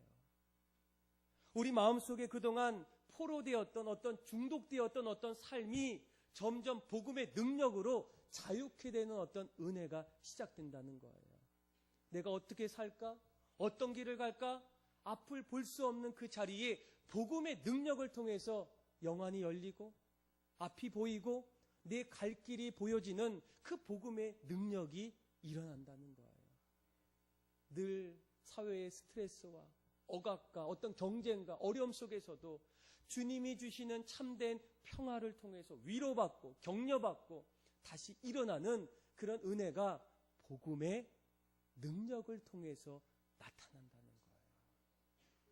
여러분, 우리가 정말 이 복음의 능력을 경험하고 체험했다면 여러분, 아직도 이 복음의 능력을 필요로 하는 사람들이 얼마나 많이 있겠습니까? 여전히 영적인 갈급함, 영적인 굶주림 속에서, 눌린 사람 속에서, 앞을 캄캄한 모습 속에 갈 길을 모르는 사람들이 얼마나 많이 있겠습니까? 그런데 이 복음의 능력을 경험했던 사람들이라면 그들에게도 그 복음의 능력을 알려줘야 되지 않겠습니까? 그들도 그 복음의 능력 속에서 새로운 인생을 사는 것이 하나님이 가장 기뻐하시는 일이 아니겠습니까? 우리 주변에는 이 복음의 능력을 경험하기를 원하는 사람들이 너무나 많이 있다는 거예요. 그러나 여전히 귀를 닫고 마음을 닫아서 주님 앞에 돌아오는 그런 사람들이 점점 적어지고 있다는 거예요. 그래서 여러분, 우리가 그들에게 복음을 증거할 때에 가장 중요한 것은 무엇이겠습니까? 내가 먼저 복음의 능력을 깨달아서 복음의 능력으로 그 잃어버린 영혼들에 대한 마음을 품는 것이 여러분 가장 첫 번째로 일어나야 될 모습이라는 거예요. 여러분, 기도하셔야 돼요. 하나님, 내가 누구를 전도하고 영혼을 구원하기 이전에 내가 먼저 복음의 능력을 경험하고 복음의 능력대로 살 수 있는 은혜를 부어주십시오. 그렇게 살 때에 그렇게 얘기하지 않아도 우리가 스스로 말하게 되고 증거하게 되고 함께 하기를 간절히 원한다는 거예요. 하나님이 주시는 복음의 능력이 여러분들의 삶의 일터에서, 일상에서 나타나는 은혜가 있기를 주님의 이름으로 축복합니다. 두 번째로 우리가 영혼들을 바라보고 또 영혼을 구원하는 그 귀한 일에 동참하기 위해서 또 한 가지 가져야 될 모습이 있다면 바로 그 모습은 지혜로 한 영혼에게 다가가는 겁니다. 여러분, 마태복음 10장을 읽어보면 예수님께서 하루는 제자들을 다 이제 부르셨어요. 그리고 그들에게 훈련을 다 시키시고 이제 그들을 세상으로 둘씩 보내게 됩니다. 그리고 그들을 보낼 때 이렇게 얘기해요. 보라, 너희를 보냄이 양을 이리 가운데에 보냄 같으니 그러므로 너희는 뱀같이 어떻게 하라고요? 지혜롭고 비둘기같이 순결하라. 그러니까 우리가 사람들을 만날 때에, 세상을 향해서 나아갈 때에, 또 사람들에게 복음을 증거할 때에 우리가 뱀같이 어떻게 하라고요? 지혜를 가지고 다가가라는 거예요. 여러분, 우리가 이 말씀을 들을 때마다 한 가지 궁금한 것이 왜 그 지혜를 설명할 때 뱀의 지혜를 말했을까? 뭐 지혜하면 솔로몬이 생각이 난다면 예수님도 솔로몬의 지혜를 가지십시오 이렇게 말할 수 있었는데 왜 그렇게 할까? 이 뱀은 뭐 보통 좋아하는 분들이 없더라고요. 땅꾼이나 아니면 뱀탕 혹시 좋아하시는 분들은 그래도 좋아하실 것 같아요. 그런데 그런 분 외에는 좀 무섭고 좀 징그러워서 싫어합니다. 그리고 성경을 보면 이 뱀은 늘 어떤 사단의 어떤 상징으로 나와요. 강교하다. 그렇죠? 아담과 하와를 유혹하는 어떤 사단의 어떤 모습으로 뱀이 나오지 않습니까? 그런데 꼭 뱀이 꼭 그런 쪽에만 사용되는 것은 아니에요. 또 구약에 보면 이스라엘 백성들이 잘못해서 점점 죽어가는 가운데에 하나님께서 저곳에 달려있는 불뱀, 그 뱀을 통해서 다시 살리시게 돼요. 그러니까 예수님을 어떤 상징하는 어떤 모습도 있게 된다는 거예요. 이 뱀이라는 것은 참 이 동물학자들도 참 지혜롭대요. 영리하대요. 그래서 이 뱀은 은폐술이나 어떤 상황 파악이나 위험에 그 어떤 동물보다도 대처하는 능력이 탁월합니다. 그래서 딱 봤을 때 내가 잡아 먹어야 될지 내가 도망가야 될지를 한 번에 이렇게 알 수 있는 어떤 그 그 동물 가운데 하나가 뱀이라는 거예요. 그래서 놀랍게도 탈무드에도 이 뱀의 어떤 지혜를 이렇게 설명하더라고요. 사람이 똑똑한가, 뱀이 똑똑한가. 다음 페이지를 다시 묻는다. 지진이 일어났다. 사람은 죽고 뱀은 살았다. 다시 묻노니 사람이 똑똑한가, 뱀이 똑똑한가. 그럼 무엇을 얘기합니까? 어떤 뱀의 어떤 지혜를 얘기하는 거예요. 그래서 우리가 예수님도 사람들을 만나고 전도할 때에 어떤 어려운 자리에서도 늘 피하진 않았어요. 늘 세상 사람들 가운데의 지혜를 가지고 설명하게 돼요. 하루는 바리새인들이 예수님의 어떤 공경에 빠뜨리기 위해서 무엇을 얘기합니까? 누구에게 도대체 하나님이 이 땅의 주인이시라면 우리가 로마의 어떤 지배 속에서 도대체 이 세금을 누구에게 바쳐야 됩니까? 늘 우리는 당연히 하나님께 바쳐야 되지 않습니까? 이런 어떤 얘기를 할 수 있는데 예수님은 그렇게 얘기 안 하셨어요. 가이사의 것은 가이사에게, 하나님의 것은 하나님에게. 가늠한 여인이 어떤 사람들로부터 위협을 받을 때에 어떻게 하십니까? 죄 없는 사람의 돌로 치라는 거예요. 그들에게 회피하거나 도망가거나 아니면 어떤 자기 어떤 뜻만을 얘기하기보다는 사람들이 이해할 수 있는 어떤 세상의 지혜를 가지고 말씀하셨다는 거예요. 우리가 어떤 영혼들을 바라보고 대할 때에 중요한 것은 그들에 다가갈 때에 그들의 어떤 상태는 다 다르다는 거예요. 특별히 이 기독교, 예수님에 대해서 사람들이 보통 세 가지 어떤 종류로 생각하게 돼요. 가장 큰 어떤 사람들은 이 기독교를 부정적으로 생각하는 사람이 있어요. 그래서 기독교의 기자만 나와도 씨를 떠는 분들, 그때부터 막 열변을 토하시는 분들 얼마나 많이 있습니까? 이런 사람들에게 우리가 어떻게 해요? 가서 복음을 전하고 또 구체적으로 내가 만난 이야기를 하면 그 사람이 잘 듣겠습니까? 잘 안 들어요. 그런 사람들에게는 장기적인 어떤 접근이 필요하다는 거예요. 무조건 들이대서 얘기하는 어떤 그런 모습보다는 지혜가 필요하다는 거예요. 또 어떤 사람은 부정적인 사람은 아니지만 기독교에 대해서 중립적으로 생각하는 사람이 있어요. 이런 사람들은 좀 이미지를 좀 중요시 여깁니다. 우리 어떤 모습들, 정말 기독교인들이 어떻게 사는지를 좀 보고 있어요. 이런 사람들에게는 점점 주님의 어떤 따뜻한 마음들, 긍정적인 어떤 마음을 줄 수 있는 어떤 그런 지혜로 다가가야 된다는 거예요. 부정적인 사람도 있고 중립적인 사람도 있고 또 교회는 신앙생활은 안 하지만 그 기독교에 대해서 긍정적으로 또 생각하는 분이 있어요. 그러니까 한 번 정도 교회를 나오신 분이나 또 내가 친한 친구가, 나는 교회 안 다니지만 친한 친구가 신앙생활을 갖고 있는 사람이 있어요. 또 내 주변에 믿는 사람들이 있는 거예요. 내가 그 사람들을 통해서 도움을 받은 사람도 있을 거예요. 이런 사람들은 어때요? 긍정적인 어떤 생각을 갖고 이런 사람들에게는 무엇이 필요합니까? 초청하는 게 필요해요. 이렇게 잘 전도하는 게 필요해요. 이끌어가는 게 필요해요. 그래서 여러분 우리가 어떤 그 영혼들을 바라볼 때에 오늘 예수님께서 뭐라고 해요? 뱀처럼 지혜롭고, 그렇다고 세상의 어떤 사람들과 똑같이 하는 것이 아니라 비둘기같이 순결하면서 내가 마치 너희를 이리로 보낸 것 같다, 이런 이야기를 하시는 겁니다. 그래서 우리가 정말로 우리가 영혼을 살리는 일에 있어서 또 한 가지 반드시 마음속에 지혜로 그 사람에게 다가가는 일, 반드시 우리에게 필요하다는 거예요. 여러분, 첫 번째 무엇이 있어야 됩니까? 우리가 누구를 주님 앞에 초청하고 이끌어갈 때 첫째는 먼저 복음의 능력을 깨닫고 그 복음의 능력으로 그 사람을 품는 것이 중요해요. 내가 복음의 능력이 없고 복음의 경험이 없는데 내가 어떻게 그 사람에게 확신 있는 신앙으로 말할 수 있겠습니까? 또 한 가지, 그 사람에게 다가갈 때 지혜를 가지고 다가가셔야 돼요.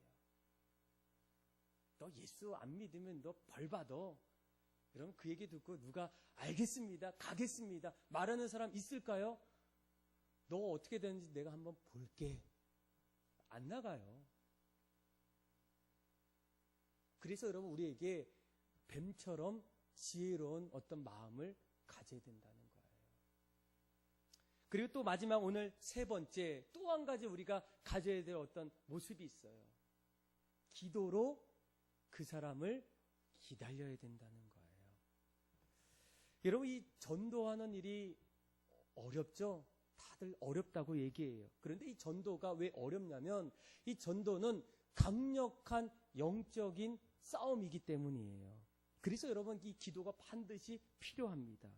그러니까 기도는 영적인 싸움에서 보이지 않는 어떤 묶여있는 어떤 우리의 결박을 풀 수 있는 열쇠이고, 또 그 억압받았던 그 영적인 그 자리를 해방시킬 수 있는 어떤 통로가 바로 기도라는 거예요. 그래서 여러분, 이 기도는 강력한 어떤 힘이 있습니다. 마가복음 11장 24절, 그러므로 내가 너에게 말하노니 무엇이든지 기도하고 구하는 것을 받은 줄을 믿으라. 그리하면 너에게 그대로 되리라. 야고보서 1장 16절, 오직 믿음으로 구하고 조금도 의심하지 말라. 마태복음 7장 7절부터 구하라 그리하면 너에게 주실 것이요, 찾으라 그리하면 찾을 것이요, 문을 두드리라 그리하면 열릴 것이니 구하는 이마다 받을 것이요, 찾는 이마다 찾아낼 것이요, 두드리는 이에게는 열릴 것이라. 그래서 여러분, 이 성경에 나타났던 수많은 일들을 보게 되면 그 안엔 놀랍게도 기도하는 믿음의 성도들의 모습이 있다는 거예요.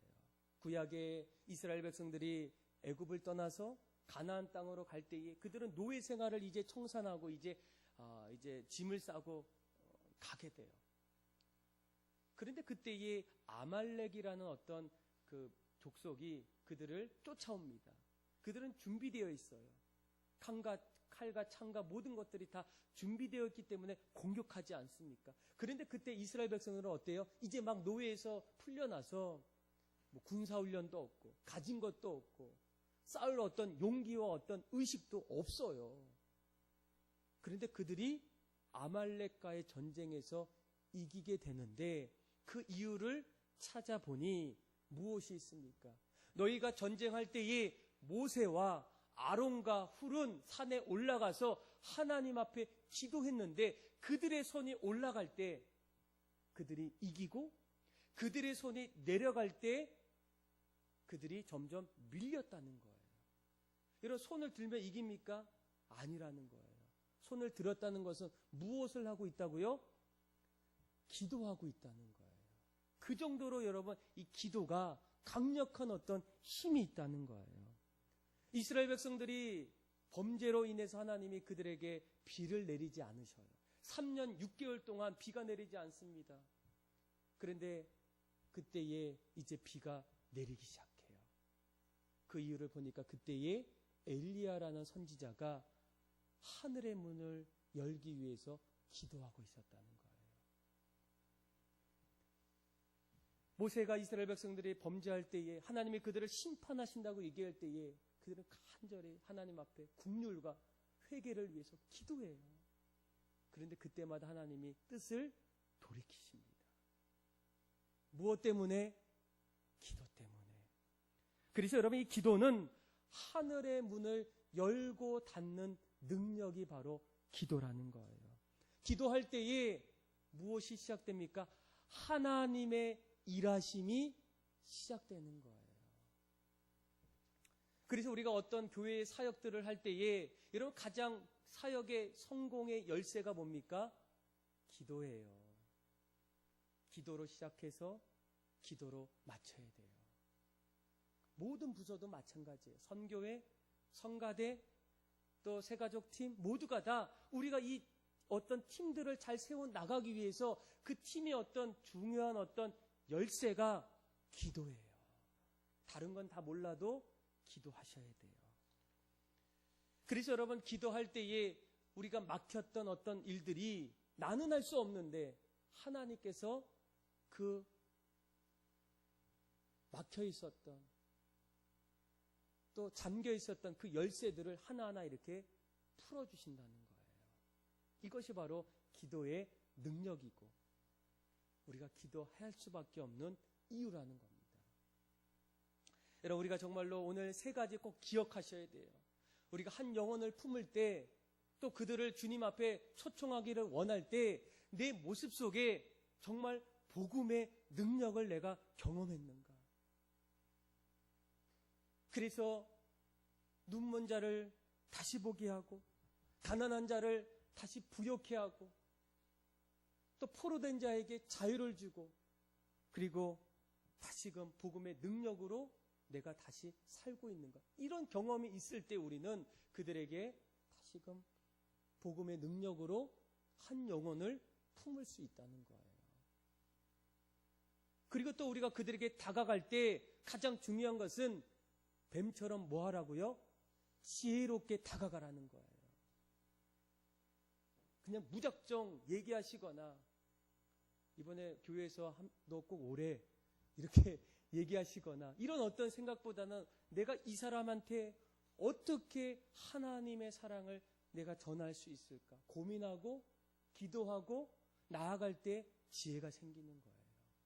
여러분, 지혜는 세상의 지혜도 있지만 하나님이 주시는 지혜가 있다는 거예요. 그래서 여러분, 기도가 필요합니다. 기도할 때 생각지도 못한 어떤 인사이트가 막 생각이 나요. 하나님이 주시기 때문에. 그래서 영혼을 품을 때 기도하면서 기다리시는 거예요.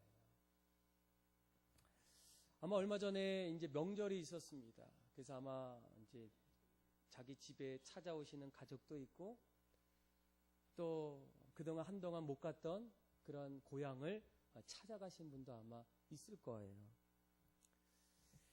그런데 이 명절이 되기 한 주 전에 어떤 제가 이렇게 보니까 저희 교회 부부 가정 중에 안 나오셨더라고요.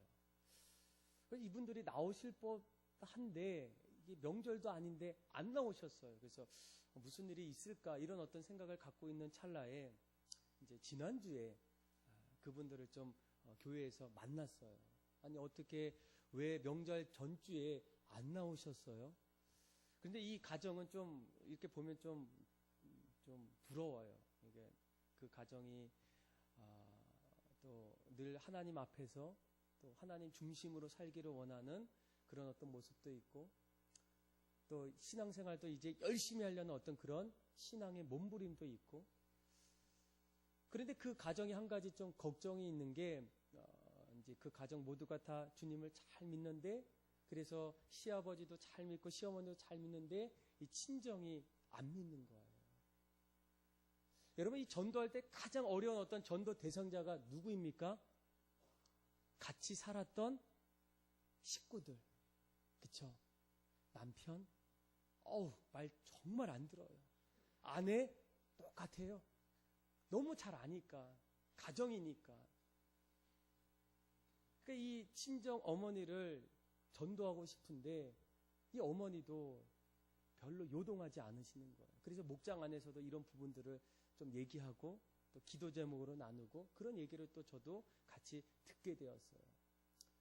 그래서 왜 그날 안 나오셨습니까? 이렇게 얘기를 물어보니까 이분들이 이런 얘기를 하더라고요. 목사님, 저희가 한 주 전에 간 이유가 있어요. 저희가 한 주 전에 가서 명절이 됐을 때 그때 저희 아들, 딸 그리고 또 저희 신랑 온 가족 그리고 어머니에게 얘기해서 어머니랑 함께 한번 교회를 같이 가기 위해서 먼저 내려갔다는 거예요. 얼마나 좋은 생각입니까? 그래서 제가 궁금하더라고요.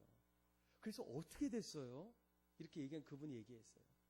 제가 딸로서 엄마한테 얘기하니까 엄마 이번에는 저희 온 식구가 내려와서 우리 손자들이랑 같이 교회를 이번에 같이 가요. 그런데 어머니의 대답은 No thank you. 좋은데 안 간다는 거예요. 예전에 어떤 대답과 똑같아요.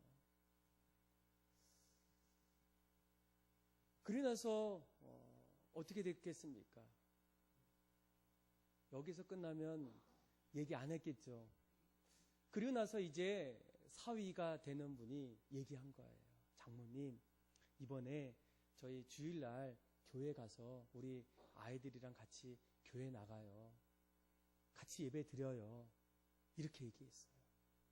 그런데 그 얘기가 끝나자마자 놀랍게도 그 장모님께서 알았다고, 같이 가겠다고 그렇게 말씀하시고 주일날 같이 가신 거예요.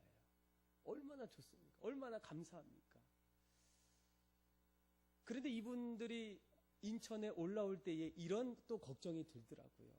원래 이 장모님들은 사위의 어떤 눈치를 보기 때문에 어쩔 수 없이 그때 예스한 거라고. 다음 주면 어쩌면 엄마가 이제 안 나갈 수도 있다고. 이런 어떤 걱정이 드는 거예요.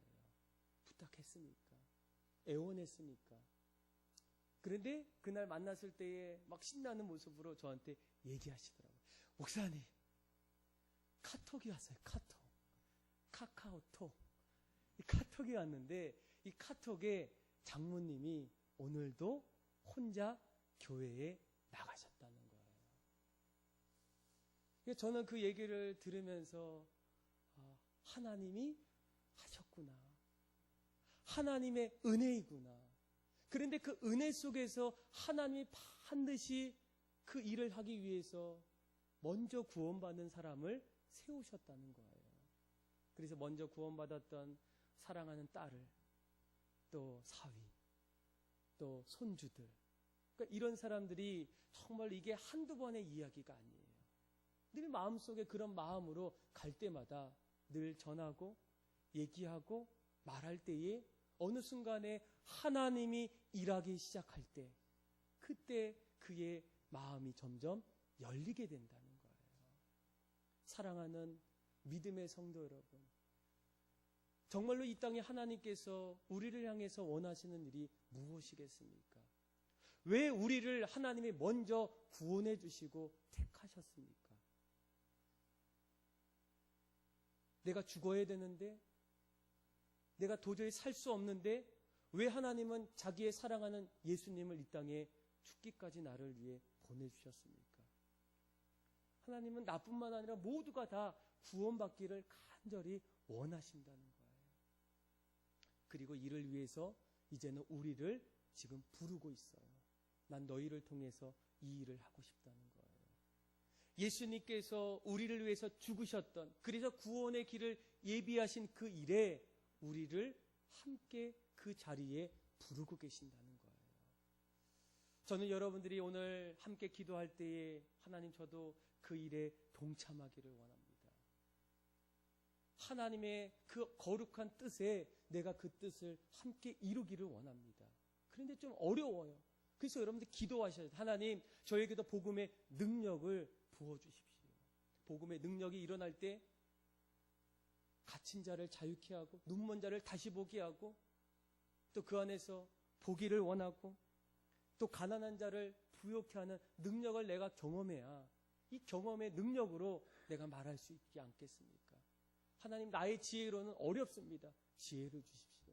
하늘에서 내려오는 그 지혜로, 그리고 그 안에서 반드시 내가 하나님 앞에 간절히 기도할 때 이제는 나도 일하지만 하나님의 일하심을 통해서 정말로 영혼들이 다시금 주님 앞에 돌아오는 일들, 가정에서 또 일터에서 내 삶의 공동체에서 일어나기를 원합니다.